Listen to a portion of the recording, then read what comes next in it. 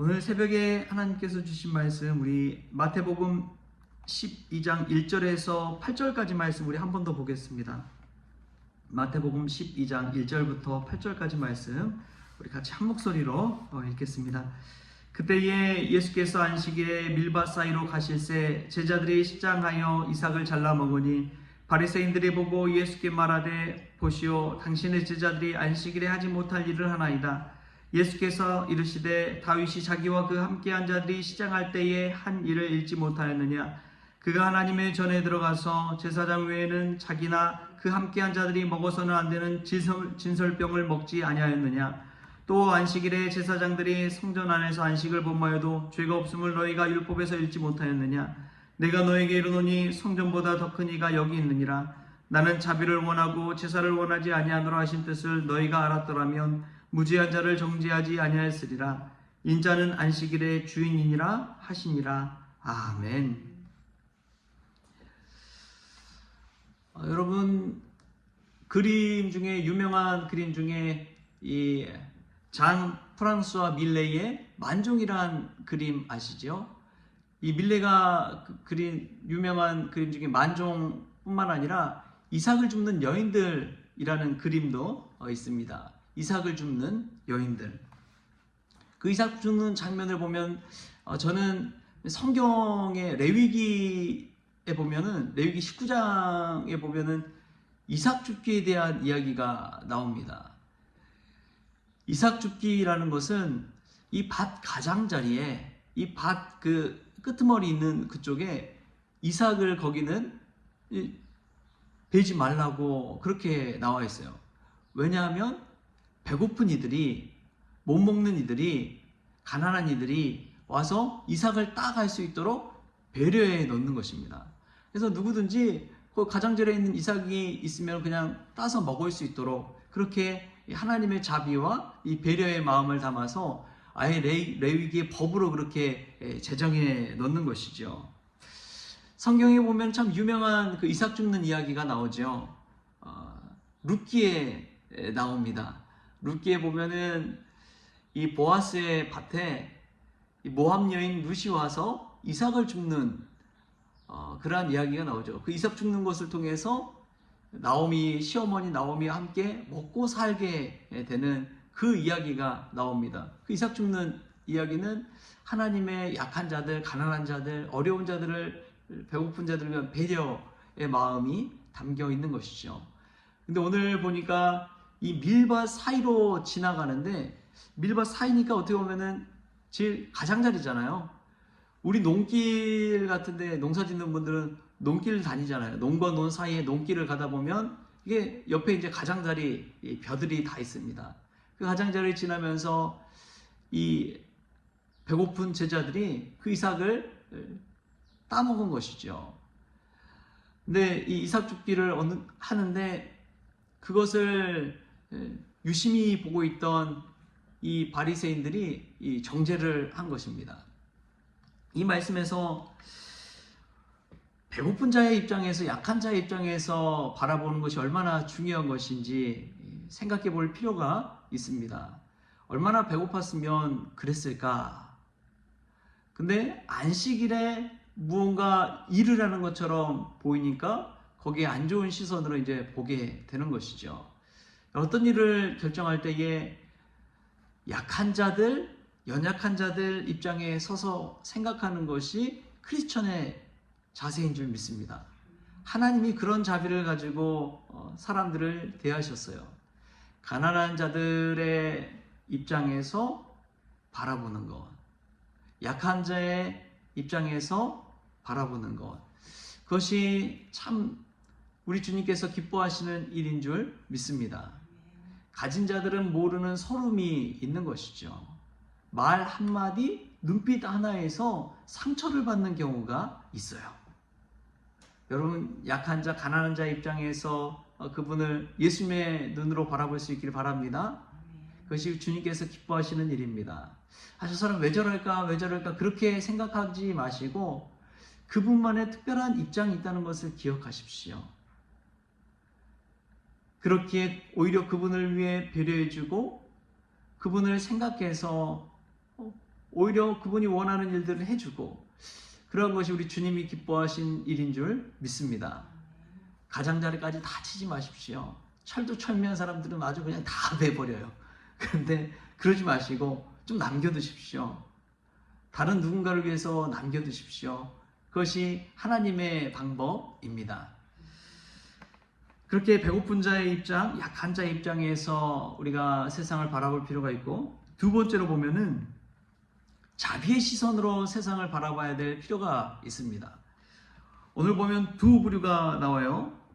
예수님은 제자들을 바라볼 때 자비의 시선으로 바라봐야 된다라고 이야기합니다. 7절 말씀에 보면은 나는 자비를 원하고 제사를 원하지 아니하노라. 그 말씀을 하세요. 나는 자비를 원하고 제사를 원하지 아니하노라.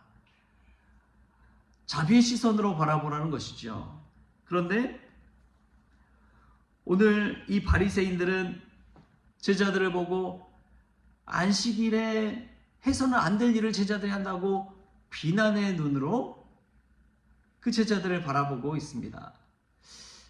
여러분, 그렇더라고요. 세상을 어떻게 바라보느냐에 따라서 행복과 불행이 정해지더라고요. 똑같은 일을 겪더라도 그 일 속에서 하나님의 뜻을 찾는 사람들이 있고요, 하나님의 뜻을 찾지 못하는 사람들이 있습니다. 어떤 사람들은 어려운 고난 속에서 의미를 발견하지만, 어떤 사람들은 그 고난 속에서 의미를 발견하지 못하고 그냥 고난을 고난으로 인식하는 이들이 있습니다. 그런데 예수님 믿는 자들은 고난 가운데서 하나님의 뜻을 발견하는 사람들인 줄 믿습니다.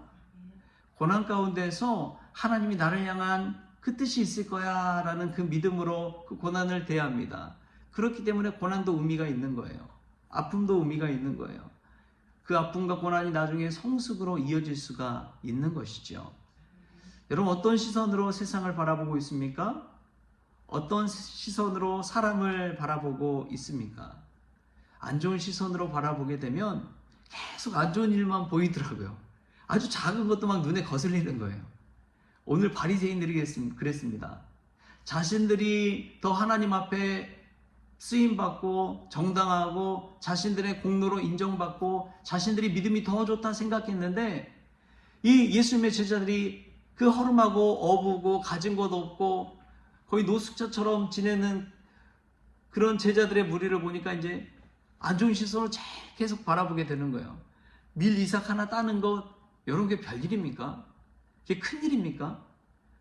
뭐 난리 날 일입니까? 아니죠. 그냥 지나가면서 배가 고프니까 쓱 그냥 이삭 한번 훑은 건데, 그걸 가지고 안식일법을 어겼다 막 동네 방네 막 큰 소리 내고 정죄하고 비난하고 안 좋은 소리 하고, 이 바리새인의 시선으로 그 제자들의 아주 작은 행동, 그것을 큰 일이라도 있는 것처럼 뻥튀기 해가지고 막 이야기한 것이죠. 우리 주님은 그러한 시선으로 정죄하지 말라고 오늘 분명하게 이야기합니다. 대신 자비의 시선으로, 사랑의 시선으로, 인자한 시선으로 그들을 바라보라고 이야기합니다. 배고픈데 그래도 뭐라도 이삭이라도 먹게 돼서 정말 다행이다. 정말 잘됐다. 배고팠을 텐데 그렇게 하나님께서 이 빵을 주셨구나. 얼마나 감사해. 그런 시선으로 좀 바라보는 것이 예수님 믿는 우리 모두가 가져야 될 시선인 줄 믿습니다. 만약에 여러분 한번 생각해 보십시오. 하나님께서 우리의 일거수일투족을 보시면서 자비의 시선이 아니라 정죄의 시선으로 바라본다면 어떻게 됐을까요? 하나님의 말씀의 잣대를 가지고 여러분 한 사람 한 사람을 24시간 그냥 다 바라본다면 여러분 마음 편히 살 수 있습니까? 없습니까? 하나님 머리카락까지 다 세신다고 하는데 여러분 잘못 한번 헤아려 본다고 생각해 보세요. 거기에 안 걸릴 사람이 누가 있겠습니까? 그런데 하나님께서 자비의 시선으로, 은혜의 시선으로 우리를 바라봐 주시니까 그냥 넘어가 주는 거예요. 그래서 우리가 지금 이렇게 이 벌 안 받고 은혜 가운데 사는 것 아닙니까? 할렐루야. 예수님의 보혈로 덮임 받았기 때문에 우리가 은혜로 사는 것이지, 우리 행한 모든 행위들 정말 하나님 앞에서 그냥 율법주의적으로 다 정죄받는다면 나만 할 사람 아무도 없습니다. 단 한 사람도 거기에서 자유로울 사람이 없어요. 그런데 예수님의 보혈의 은혜로 덧입히고 다 덮어주고 용서하고 포용해주고 사람과 자비로 그냥 받아주니까 우리가 사는 것이지, 안 그랬다면 하루하루 어떻게 불편해서 마음 무거워서 살 수가 있겠습니까? 우리가 어떤 시선으로 세상을 살아가느냐, 세상을 바라보느냐가 이처럼 중요합니다. 사랑하는 성도 여러분, 오늘 말씀 따라서 정죄의 시선, 비난의 시선으로 바라보는 것이 아니라 자비의 시선, 은혜의 시선으로 바라볼 수 있길 바랍니다. 왜냐하면 우리 주님께서 우리를 그렇게 바라보고 계시기 때문에 그렇습니다. 우리 주님께서 우리를 그렇게 바라보고 계십니다. 은혜의 시선으로, 자비의 시선으로. 우리도 주님이 그래 하신 것처럼 세상을 바라볼 때 자비와 은혜의 시선으로 바라볼 수 있길 바랍니다. 그때 행복하게 되는 것이고요, 그때 감사하게 되는 것입니다. 오늘 하루 그런 시선으로 살아갈 때 감사와 은혜와 행복이 저희들의 삶 가운데, 저희들의 가정 가운데 충만할 수 있기를 주신 예수님의 이름으로 축원합니다. 기도하겠습니다. 하나님 감사합니다. 오늘 우리가 삶을 살아갈 때 약한 자의 시선, 배고픈 자의 시선으로 바라볼 수 있게 바랍니다. 그들의 입장에 서서 세상을 바라보고 그 사람들 대할 수 있는 마음을 허락하여 주옵소서. 배부른 자는 모르는 그러한 서름이 있다는 것을 깨닫게 하여 주시고, 배고픈 제자들의 입장을 바라본 예수님처럼 저희들 대하기를 원합니다. 또한 주님, 우리의 시선이 정죄의 시선, 안 좋은 시선으로 바라보기보다도 자비의 시선, 은혜의 시선으로 바라보기를 원합니다. 예수님이 저희들을 바라볼 때에 은혜의 시선으로 대해 주시고 바라보신 것처럼 세상을 바라보고 이웃을 바라볼 때 그런 눈으로 대하는 저희들 되어지게 하여 주옵소서. 그래야 예수님의 제자로서 온전히 오늘 하루도 살아갈 수 있도록 주님 주장하여 주옵소서. 감사하며 예수님의 이름으로 기도하옵나이다. 아멘. 우리 주님이 가르치신 기도로 오늘 새벽 기도를 마치겠습니다. 하늘에 계신 우리 아버지여, 이름이 거룩히 여김을 받으시오며 나라가 임하시오며 뜻이 하늘에서 이루어진 것 같이 땅에서도 이루어지이다. 오늘 우리에게 일용할 양식을 주시옵고, 우리가 우리의 죄진 자를 사하여 준 것 같이 우리 죄를 사하여 주시옵고, 우리를 시험에 들게 하지 마시옵고 다만 악에서 구하시옵소서. 나라와 권세와 영광이 아버지께 영원히 있사옵나이다. 아멘. 네, 광고 한 가지 드린다면, 내일 새벽 기도는 개인 기도로 대체하겠습니다. 저희 가족 모임으로 1박 2일 어디를 좀 다녀오기로 그렇게 이야기가 돼서 내일은 우리 카카오톡의 단톡방에 말씀으로 해서 올리도록 그렇게 하겠습니다. 오늘도 행복한 시간 보내십시오.